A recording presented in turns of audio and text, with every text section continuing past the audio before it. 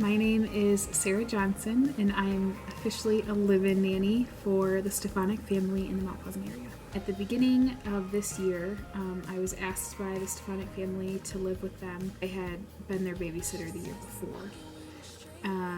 They asked me to live in their basement room and help take care of the kids.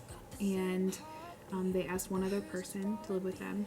We're both full-time students at CMU majoring in early childhood development and learning, so it was perfect for them with the kids and everything. And so it's interesting how we talk about classes.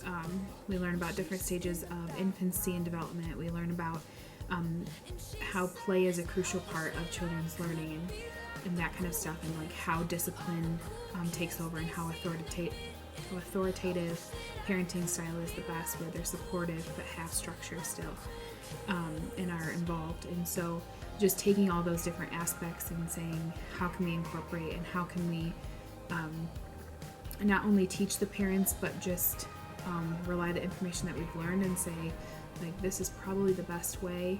And yes, it's still real world experiences, and so it could be totally different, but just having like we actually have a say in how these kids are raised to a certain extent. And so that's pretty neat to get, kind of like a practice run in before we parent our own children.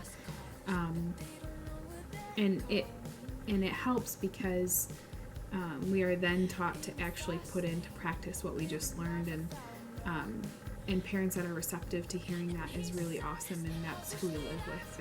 They really genuinely want to know like what is best for their children and why, and we can teach them. But honestly, I think that a nanny situation, even if it's not live-in, would be very, very useful for the majors that we have, just because our major has so many options of careers with it, which nanny could be one of them.